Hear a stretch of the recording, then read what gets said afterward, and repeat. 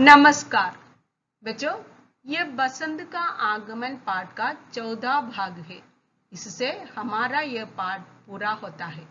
आप पूरे पाठ को ध्यान से पढ़ें तथा दिए गए सभी अभ्यास कार्यों को भी करें ताकि आपकी हिंदी भाषा में सुधार हो जाए।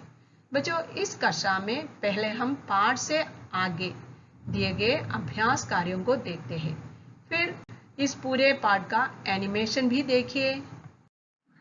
पहले हम देखते हैं अनुवाद कीजिए, हिंदी में अनुवाद कीजिए, ट्रांसलेट इनटू हिंदी। ये अनुवाद कीजिए, इसका मतलब एक भाषा में दी गई बातों को दूसरी भाषा में बदलना।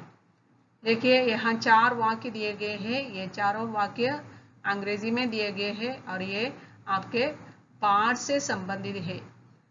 बसंत का आगमन पाठ से संबंधित है ये चारों वाक्य, इसलिए इन वाक्यों को हिंदी में अनुवाद करना आपके लिए आसान होगा। ये पहला वाक्य देखिए, the garden is very beautiful. इसका अनुवाद क्या है हिंदी में? बगीचा बहुत सुंदर है। The way of school was near the garden. अगला वाक्य, इसका हिंदी अनुवाद है, बगीचे के पास से स्कूल जाने का रास्ता था। The way of school was near the garden. बगीचे के पास से स्कूल जाने का रास्ता था। अगला वाक्य है, Who are you? Who are you? इसका हिंदी अनुवाद है क्या? तुम कौन हो?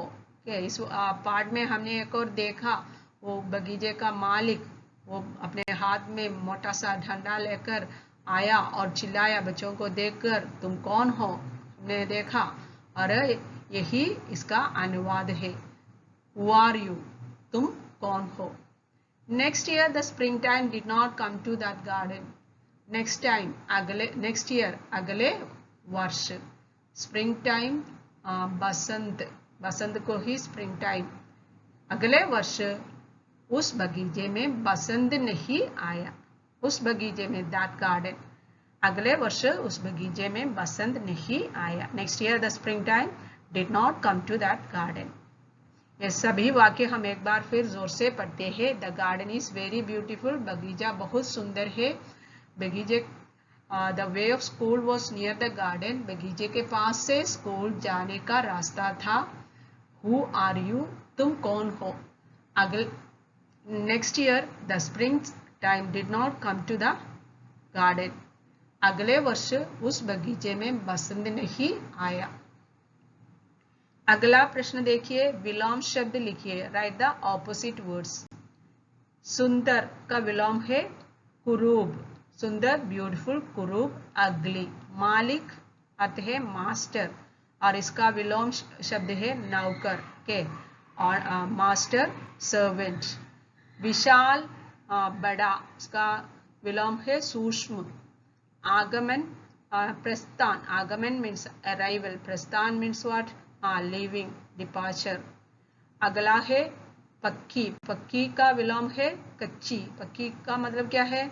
Something that is in full form, okay, fully grown और fully built, okay, that is called what? पक्की। और उसका विलोम है कच्ची। कच्चा आम, पक्का आम, तुम्हें पता है, ripened mango is called what? पक्का आम। The mango that is not ripened it is called what? पक्का आम। और ये पक्का और पक्की, इसका अर्थ है something that is fully grown और फुल्ली बिल्ट। ये विशेषण शब्द है, ओके। प्रसन्न, हैप्पी, इसका विलोम अप्रसन्न, अनहैप्पी। एक बार फिर, सुंदर, कुरूप, मालिक, नौकर, विशाल, सूक्ष्म, आगमन, प्रस्थान, पक्की, कच्ची, प्रसन्न, अप्रसन्न, ओके। अगला सुलेख, वर्तनी सुधारने के लिए एक वाक्य दिया गया है, लिखावट सुधारने के लिए। बसंत ऋतु में पेड़ फल फूलों से लद जाते हैं। अपनी लिखावट सुधारने के लिए इस वाक्य को अच्छी लिखावट के साथ यहाँ एक बार लिखिए। श्रुतलेख के लिए दिए गए शब्द देखिए, ये नए शब्द, इस पाठ से दिए गए नए शब्द एक बार हम जोर से पढ़ते हैं। स्वाद, बहार, कर्कश, विशाल, भयभीत, शीघ्र, वीरानी, प्रसन्न, एहसास, नाराज, हमेशा। एक बार फिर, स्वाद, बहार, कर्कश, विशाल, भयभीत, शीघ्र, वीरानी, प्रसन्न, एहसास, नाराज, हमेशा। आप भी इन शब्दों को जोर से पढ़कर इनका उच्चारण सीखिए और इन्हें इनकी वर्तनी भी लिखकर सीखिए। 5 बार इन शब्दों को अपने रफ नोट पर लिखिए। बच्चों अगला है पाठ से आगे। देखिए पाठ से आगे क्या दिया गया है। पाठ से आगे चार्ट पर बसंत ऋतु के मनमोहक बगीचे का एक चित्र बनाकर उसमें रंग भरिए। नीचे उसके बारे में कुछ वाक्य सुंदर अक्षरों में लिखिए।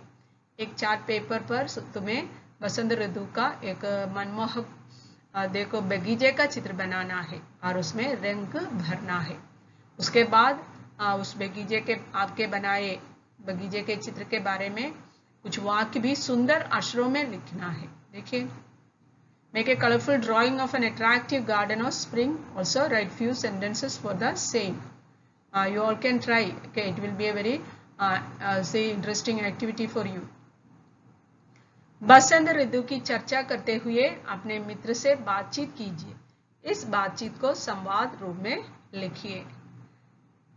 What is the activity here?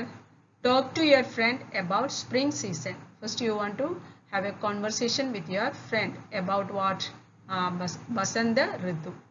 Write the conversation in dialogue form. पहले बातचीत कीजिए, फिर क्या करना है, उस बातचीत को संवाद के रूप में लिखना है। In a dialogue form, you want to write that conversation with your friend. देखो इस पाठ को अच्छी तरह पढ़ने के बाद, ध्यान से पढ़ने के बाद तुम इस बातचीत को लिखने की कोशिश कीजिए। ओके, देखो मैं आपको बसंत ऋतु में बगीचा कैसा होता है उसके लिए कुछ चित्र दिखाती हूँ। देखिए बसंत ऋतु में ये प्रकृति कितनी सुंदर लगती है।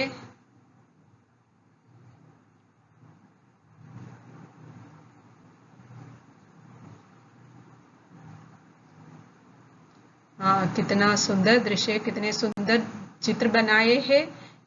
इस प्रकार आप भी बसंत ऋतु में बगीचे का सुंदर चित्र बनाने की कोशिश कीजिए। बच्चों पाठ से आगे दिया गया अगला कार्य है आओ गुनगुनाए, लेट अस सिंग। इस कविता को गाइए और इसमें 2-3 पंक्तियां स्वयं जोड़िए तथा इसका सुंदर चित्र बनाइए। आपसे क्या कहा गया है यहाँ, इस कविता को पहले गाने की कोशिश कीजिए, फिर क्या करना है, यहाँ तुम्हें इस कविता की अगली 2-3 पंक्तियां अपनी ओर से जोड़नी है और इस कविता में बसंत ऋतु के बारे में ही कहा गया है और उसके बारे बसंत ऋतु के बारे में यहाँ एक सुंदर चित्र भी बनाना है। पहले हम इस कविता को गुनगुनाने की कोशिश करते हैं। देखो देखो आ गया बसंत, फूल फलों से भर गया चमन, झूम झूम कर गाए पवन, फैली उषा की नवल किरण। देखो देखो आ गया बसंत, सरसों फूली क्यारी क्यारी, भंवरों से झुकी है डाली, गाये कोयलिया गीत निराली, चह चह कर रहा है मन। देखो देखो आ गया बसंत। देखो मैंने अपनी ओर से यहाँ 4 पंक्तियां जोड़ी है, आप भी कल्पना करके अपनी ओर से 4 पंक्तियां लिखने की कोशिश कीजिए। ओके, खेलते कूदते बच्चे मन भर खाए रसीले फल, सीख हमें देता आया है सारों को अपनाकर बसंत। यहाँ चित्र भी बसंत ऋतु के बारे में बनाइए। जरा इन्हें भी जाने, try to know this also. Bharat में 6 ऋतुएं बारी बारी से आती है। There are 6 seasons available in India. Okay, turn by turn. How many seasons available in India? 6 seasons in a year. कौन से है ये 6 ऋतुएं? बसंत, कौन सी ऋतुएं है ये? बसंत, ग्रीष्म, वर्षा, शरद, हेमंत और शिशिर। देखो ये 6 ऋतुओं में केवल 4 ऋतुएं हम दक्षिण भारत में विद्यमान है।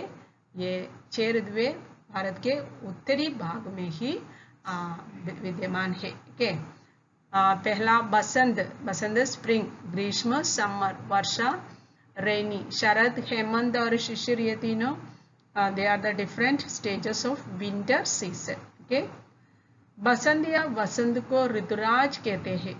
The spring season is known as what? The king of all seasons. Okay. पाठ 2, बसंत का आगमन। एक नगर में एक बगीचा था। वह बड़ा सुंदर और हरा भरा था। उस बगीचे की शान थे आड़ू के कुछ पेड़ जो सदा सिर उठाए खड़े रहते थे। ऋतुराज बसंत के आते ही वे वृक्ष फूलों से लद जाते। कुछ दिन बाद वे फूल फल बन जाते। बगीचे के पास ही पाठशाला जाने का रास्ता था। पाठशाला से लौटते समय बच्चे अक्सर बगीचे में घुस जाते। हरी हरी घास पर खेलते कूदते और रसदार आड़ुओं का स्वाद भी लेते। उन्हें कोई रोकने वाला नहीं था। एक दिन दोपहर के समय बच्चे रोज की तरह बेधड़क बगीचे में जा घुसे। वे अपनी धुन में मस्त थे। तभी उनके कानों में एक कर्कश आवाज पड़ी। कौन हो तुम सब? ठहरो। बच्चों ने चौंक कर देखा। विशाल डील डौल का एक आदमी हाथ में मोटा सा डंडा लेकर उनकी ओर चला आ रहा है। सब बच्चे भयभीत होकर भाग खड़े हुए। वह आदमी उस बगीचे का मालिक था। उस आदमी ने शीघ्र ही बगीचे के चारों ओर एक पक्की दीवार बनवा दी, जिससे बच्चे बगीचे में न आ सके। उसने बगीचे के फाटक पर लिखवा दिया, अंदर आना मना है। अब वह आदमी अकेले ही अपने बगीचे में घूमा करता था। एक साल बाद बसंत ऋतु आई। सबके बगीचे में फल फूल लगे, पर उसके बगीचे में वीरानी छाई रही। न तो चिड़ियों की चहक हुई और न भंवरों का गुनगुनाना ही सुनाई पड़ा। न ही आड़ू के पेड़ों में फूल लगे। अगले साल भी उस आदमी के बगीचे में बहार नहीं आई। कुछ महीनों बाद अगली बसंत के आगमन से पहले एक दिन बहुत जोर से पानी बरसा और दीवार का कुछ हिस्सा टूटकर गिर पड़ा। टूटी दीवार देखकर सब बच्चे बहुत प्रसन्न हुए। वे चुपके से बगीचे में घुसे और मजे से खेलने कूदने लगे। वह आदमी अपने कमरे में उदास लेटा था। अचानक उसे बच्चों की खिलखिलाहट सुनाई दी। उसने खिड़की से झांका। देखते ही देखते उसका बगीचा फूलों और फलों से भर गया। यह दृश्य देखकर वह बहुत खुश हुआ। उसको अपनी भूल का एहसास हुआ। दीवार के बनने से बच्चों का बगीचे में आना बंद हो गया था, इसलिए ऋतुराज बसंत भी उससे नाराज हो गया था। वह आदमी उठा और बच्चों के साथ खेलने लगा। उसने बची हुई दीवार को भी अपने हाथों से गिरा दिया, जिससे उसके बगीचे में बच्चों की हंसी हमेशा गूंजती रहे और फल फूल सदा खिलते रहें।